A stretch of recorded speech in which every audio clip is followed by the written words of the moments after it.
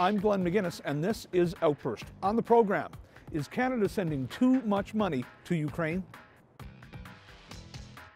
Well, I feel for the people of Ukraine. I think more has to be done than just money. We have no real understanding of how bad it really is. Absolutely not. They should send more, actually. But first, as Finance Minister Chrystia Freeland brings down this federal budget, some feel she may stay on the cautious side with a recession looming in this country. But some are looking for a slimmer budget, while others are looking for more financial supports from the government to help Canadians that are struggling with higher food and housing costs. And with more federal money to the provinces for healthcare already on the radar, Canada's fiscal landscape still might look a little bit unsure. With a minority government, this budget could make or break the Liberals. So we took to the streets to ask Canadians what they would like to see this time around. Our question: what would you like to see included in the next federal budget? More money for kids, schooling. That's all I would love, because kids are more important. That's our next generation coming up. A lot less spending. Yeah? Yep. Oh, we've got $1 trillion debt. How big's our deficit every year? We're throwing money away left, right, and center on things that are not even recovering, billions at a time. They just have to cut back on spending. Simple. Healthcare, childcare, women's issues.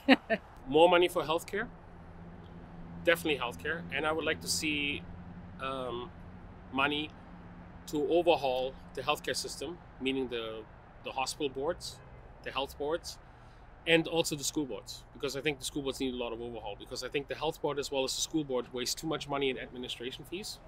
Changes to the Canada Pension disability benefit. And why is that? Because it's not enough to live off of.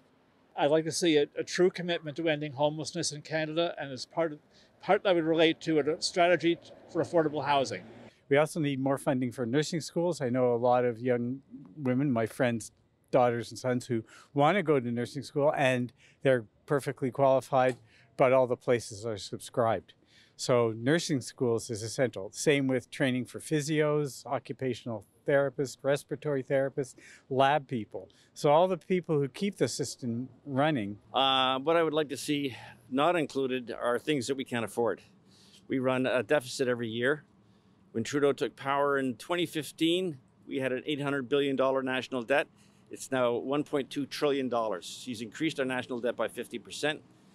In 2023, combined with the provinces, our total debt will exceed $2 trillion. So when Stephen Harper lost the election, the last year of the Conservatives, they balanced the budget. They actually, for every dollar coming in, dollar going out, they balanced the budget.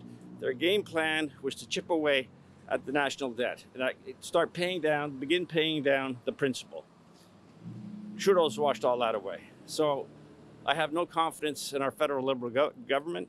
I would like to see some responsible people get a hold of our budgets and operate within our means. We actually both have mental disabilities, so helping people that there is really no support system for people over 18 years of age who have mental health. All the places there are, is very difficult to get help for. We have a daughter that lives in Toronto, and the fact that she can't afford housing, and it's a real issue. The cost of education with people that are entering post-secondary is just kind of gone crazy as well. And then healthcare, of course. So I think childcare is always a priority.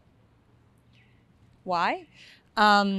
Because I think, we have to take care of kids, and we have to keep people working, and for women especially. I'm down here coming to help homeless people and people with very low income. So that's what I'm doing down here. So anything to help anybody that can help them to get off the street or to help them low income. I'd like to see a dedicated fund for species at risk recovery. I think currently money that goes towards those types of conservation initiatives is kind of plucked from various places, but if we had started some kind of a fund that could accumulate over time and always have money ready to go for those kinds of things, it would probably be better and wouldn't seem like so much of an emergency. We need to protect our oceans as quickly and at a scale as large as possible, as soon as possible. More funding for projects which adapt and mitigate to climate change. We sing a happy tune in this country about how we're doing enough, but we all know that we're not. And so that's, to me, what the most important things coming out of the next budget ought to be.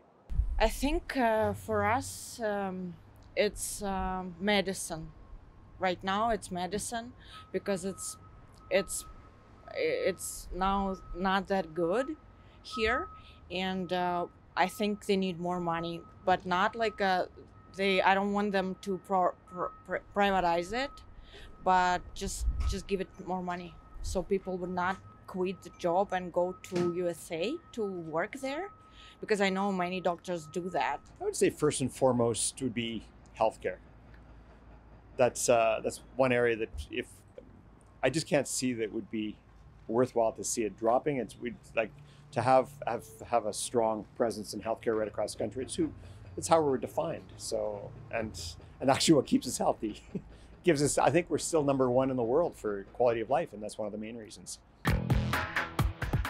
These days, many people live their lives online, and tools like Facebook, Twitter, Instagram, and even TikTok are a big part of that. But ransomware attacks or dubious data collecting methods have many people wondering whether or not their personal information is safe online, or is it being sold to advertisers, large corporations, or even foreign governments. Recently, TikTok has been flagged in Canada because of its ties to China, and it's been banned from all government devices. Ontario and Quebec have followed suit. Elsewhere in the world, the UK, Denmark, Belgium, and New Zealand have also banned TikTok from government devices, and the US is turning up the heat. So we took to the streets to ask people if they feel their personal information is safe on these platforms. Our question: are you concerned about your privacy on social media platforms, given government concerns in the EU, the US, and Canada? Yes and no. I think everyone should be concerned to some degree, but to some degree I also put some trust into those organizations that they are handling our privacy with care. Well, I don't post an awful lot on social media because I don't know where it goes. So that's I post a little bit, but only knowing that it could end up anywhere. Yes, very concerned. I've left Facebook for that reason, back when the U.S. elections were starting, and I'm very concerned. I'm very careful about it. So I know no one's like reading the terms and conditions and anything, and so I guess like mildly concerned, but I think it's also, kind of a way of the world at this point. No, I'm not, because I'm not on any. So I don't. I have friends who are concerned about those things, but they seem to be more concerned about getting their message out or on having discussions on those platforms. But I do not partake in those things. I don't have TikTok. I know because I've followed a lot of YouTube videos on who owns it and who the cabal is that is running it, and that would go along with our influence of the political. So that's how subversive it could be. I'm definitely concerned about it, considering companies need that type of information to get like a market base. So I would say I'm definitely concerned for my privacy, but at the same time, companies do need to gather information to collect data on their customers. So I would say it's definitely necessary for companies, but for me personally, I also don't like the fact that it breaches my privacy as a human being. Yes, of course I'm concerned, but I still use them. But I did delete TikTok yesterday. I did, but I wasn't using it really. But I'm still a heavy user of Instagram and Facebook. Well, in terms of the TikTok thing, I've never had it and never would. I'm a computer programmer by trade, so I've always been well aware that on social media there is no privacy. There is no such thing. Anything you put there is public domain, and I treat it the same way. But TikTok is another thing. Data can get used for nefarious purposes there, and it's pretty obvious. You never know what other governments and stuff like that are looking at looking at your information and whatnot. And I believe that's a good thing, especially in government. I mean, why do government employees need to have TikTok? It doesn't even make sense to me. But yeah. Yes, absolutely. As you saw the last few years, when the American the government asked questions to Zuckerberg with Facebook, and in Europe, what they did, okay, they tried to sue him also.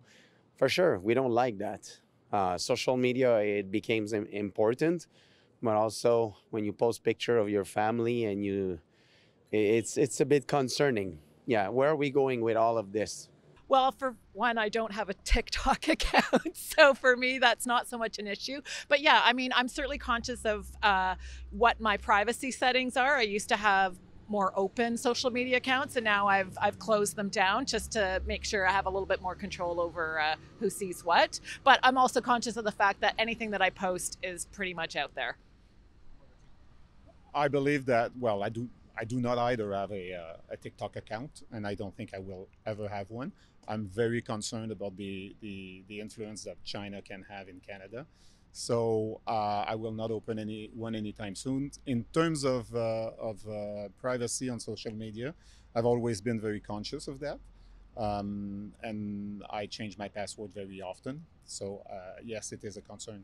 Because no matter what, my privacy will be violated either by the government or by other organizations.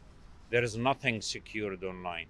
I think there's always like a bit of that if you're on the internet and your personal information is out there. I think that it's good to have concerns about it, in my opinion. So yeah, good to be aware of it. It's not to me. Personally, I don't use TikTok.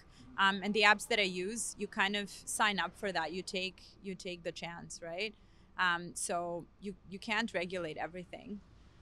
So if you're using it, it's my personal opinion that you're subscribing to any of the risks, potential risks. Absolutely. I'm on TikTok, but I'm also only on Facebook. I'm not anywhere else. My privacy settings I keep as high as I possibly can. I work with lawyers, so it would be silly of me to not have my privacy as high as I could get it. Yeah, absolutely. I think privacy on the internet is really important. As a Canadian and someone who's out on the internet, I think we need to be regulating that space heavily. I think so. I mean, I use social media every day. I'm on Instagram, TikTok, Twitter, everything, and it is a worry. I know that Canada did ban it on government devices. I think there should be stricter legislation about what companies, like social media companies, should be doing, like what they can do with our data, and especially about like security and like what we post online. I think it should be maybe more regulated and what we could see and stuff like that. Definitely. Yeah, 100%. Yeah, I actually deleted like TikTok and some other things just because you can notice when you go on things and you'll start to get notifications for other things. So 100% on that one.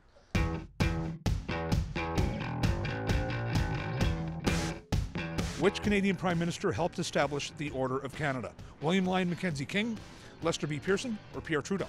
I would say Pierre Trudeau. I'm not sure, but yeah, Pierre Trudeau. Let's go with Pierre Trudeau. I'm going to say Pierre Trudeau. Pearson? Trudeau? I don't know. Pearson. I'm going to have to go with King. I'm going to have to go with King. I think Pearson? Pearson. It's Pearson. Oh my gosh. You got it right. Woo! The Order of Canada is how our country honors distinguished service by Canadians from every region and walk of life. In 1967, Canada's centennial year, the organization was instituted by Queen Elizabeth II on the advice of Prime Minister Lester B. Pearson. Appointments are awarded at 3 levels: Companion, which recognizes national or international service or achievement; Officer, which recognizes national service or achievement; and Member, which recognizes outstanding contributions at the local or regional level or in a special field of activity. Since 1967, more than 7,000 people have been invested in the Order. For months now, we've been warned about a possible recession crippling economies around the world, and Canada is, of course, no exception to that. But with inflation rates dropping and our interest rate staying at 4.5% and not being risen any further, some may think our economy is a little more resilient than originally thought. But that said, food inflation continues to grow and Canadians continue to pay more for their daily necessities. So we sent our cameras out to ask Canadians their thoughts on a recession. Our question: are you personally seeing any signs that Canada is heading into a recession? Yes, well, there's inflation, obviously. We can see it, we feel it. But I think it's, you would have to ask the economist. I don't think we're heading towards a recession. There's been a slowdown, but I think overall the economy is quite healthy in the US and in Canada. So I sincerely hope not, but perhaps we are. What makes you say that? The price of housing, the inflation? Everything, yes. Yes, and the price of just going into Metro. It's double the price now. The inflation is coming down. I think the employment is up. I think people don't realize that a lot of people are retiring. So that's why there's a lot of jobs that weren't there before when people were still working. So more and more people are retiring. The work environment is changing. I think, look, the economy is tough. It's not easy. I'm personally thinking we'll see a soft bounce, as they say. It doesn't feel very good at the moment, I have to say. Economists have very clear benchmarks of what's actually called a recession, and I don't know what those are, but everyone's struggling. I still see people struggling that shouldn't be struggling. In my view, I mean, people are still spending and people are still purchasing, and I don't really see it. I actually see the economy coming back right now as opposed to recessing right now. So, yeah, I was just mentioning to my wife probably yesterday, I couldn't believe the price of just our utility bills seem a lot higher. And then when we come home from the grocery store, I look at the receipt and I can't believe my eyes. So I don't know. Is it a sign for more things to come? I hope not. Maybe the plans that the Fed has will hopefully slow down this inflation. Yeah, I think everybody has, right? The prices, the grocery store, mortgage interest rates, like affect everything. Yeah. I mean, I am personally affected by inflation. You know, it's harder. I mean, back in the day, you used to have been able to live $100 off of groceries, and now $100 barely makes you through the week, right? So I feel like that's something everyone's feeling inflation-wise, whether you're, you know, in Ontario or further west. It's all the same, right? So I feel like everyone's feeling that, and you know, there needs to be some form of change, and what that is, I don't know, but it needs to happen. I would say yes, you know, just with rising prices, with everything like that. I'm not an economist by any means, but definitely I can feel it myself with bill payments and grocery store prices, and I think that's going to have an impact long term. Yeah, I feel like not just Canada, but everywhere, this is the time I feel like now. I'm experiencing that too. The number of layoffs everybody's getting, and yeah, inflation is going higher. Luckily for me, my mortgage got locked in a few years ago, but I mean, you used to look at the price of inflation at the grocery store. If you do shop around for a mortgage, like the mortgage rates right now are 2-3 times what they were when I locked in, which if you think about it, in a span of a year or two is pretty crazy to think about. Oh, for sure. Yeah, definitely. Prices are way too high for everything. People cannot afford to buy food, or they make choices, medication, food, rent, it doesn't matter. It's horrible. Yeah, for sure. Like the interest rates are really high. I don't personally own a home, so I don't have a mortgage, but I have friends who like their mortgages have doubled. And then grocery costs, they have very much gone up, and that's very concerning for a lot of people. And like me, I'm a student, so it's hard to to buy everything on the same budget. Yeah, I think it's like, you know, you hear that it's definitely coming. I have lots of friends that kind of work in finance and things. I personally work in environmental consulting, and I think based on the amount of, you know, work that we have coming into Alberta in the energy industries and things, I would like to think that we're not headed towards a recession. Like we have so much demand for our work right now, and we work directly kind of with oil and gas and renewable energy companies. But it is concerning kind of, the inflation that's happening with rent and groceries and things like that. Not from my perspective, no. Yes, there's difficulty in every aspect of our lives right now, but I don't see it as, being a precursor for anything that's going to be really bad. Yes, there are difficult times, and yes, people are having, difficulty. But I think what it's teaching people is to live more within their means than live what others are doing. I think so. I mean, it doesn't seem like it's going to be that bad. Places still seem to be busy, restaurants and stores, but I do feel like people are talking about it a lot, and I think people are concerned about inflation. It's been just over 1 year since the war in Ukraine has begun, and Western nations, including Canada, remained committed to help the beleaguered nation fend off Russian aggression. But war costs money, and to date, Canada has sent and spent more than $3 billion on military aid to Ukraine to help them against the Russian invasion. But with tough economic times brewing here at home, and many Canadians living below the poverty line and even on the streets, some feel that money could be better spent here in Canada. So we took this question to Canadians. Is Canada sending too much money to Ukraine? Yeah, I really think they should be spending more. To think that they don't need our help doesn't seem very Canadian. I think it's a good thing they're sending money there. I'm from Europe and I lived a long time in Czech Republic. So I know people from Ukraine. So it's a bit personal for me. So I'm happy that they're receiving help. I understand economically times are also a bit tough for everyone there and here. So I'm happy that they're sending money. Well, I feel for the people of Ukraine, and I wish that war would end. In this day and age, kids missing school, kids missing out on family functions, kids watching destruction of their towns, it just shouldn't happen this day and age. What's happening over there is terrible. I've always leaned that Canada should maintain its role as a peacekeeping country, but there's keeping the peace, and there's also turning a blind eye to what's bad and evil. And I just wish that the war would end. And if Canada could do its part to end the war, I'm good with it. I would say not enough. Not enough. Something needs to be done about the conflict there. Putin's put his foot too far where it shouldn't be. Too many people are dying unnecessarily. And I think we need to spend more money to get Ukraine safe, democratic again.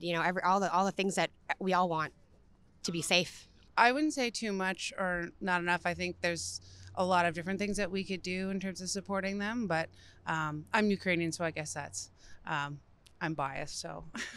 That's a very sensitive topic in the sense that, you can never, if you were to send money, you could never send enough.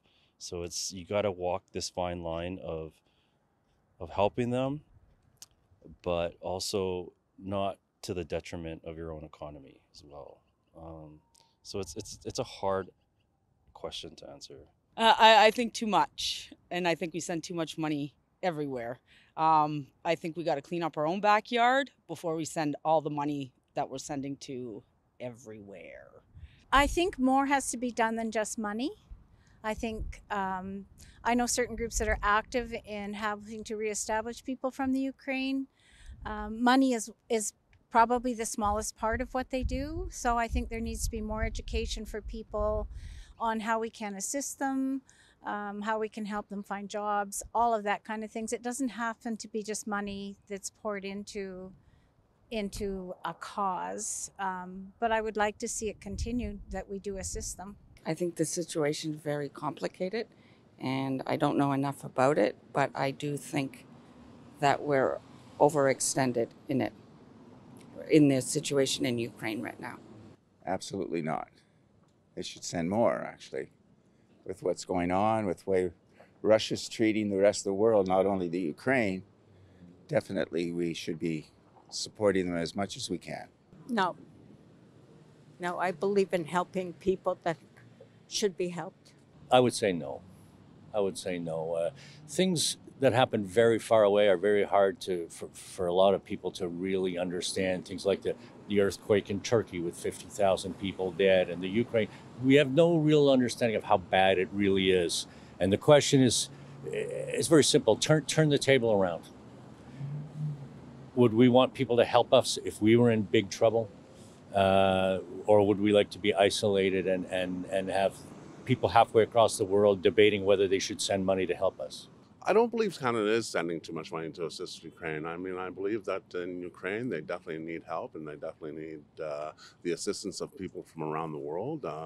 Other countries are doing their part as well, and I believe that Canada needs to do their part for the Ukrainian people as well. We need to question ourselves, you know. Even the American government is sending a fortune. It's, I don't know what to say. You know, for me, if you look at COVID, all the money that was spent, and now it's a very delicate conversation that we could have. You know, I just think that there's something under the table that we don't know. It's a nonsense for me to send billions and billions of dollars when this money should be here in Canada or here in the US. Absolutely not. Period. Ukraine needs to be supported by all of NATO and all of the world. The Russians are bullies, period. I have nothing more to say about them. Thanks for watching this episode of Outburst on CPAC. If you have any comments about this show or any other show, you can find us on social media. You can also find us on our website at www.cpac.ca. I'm Glenn McGuinness, and on behalf of my colleagues at the Cable Public Affairs Channel, thanks for watching. We'll see you next time.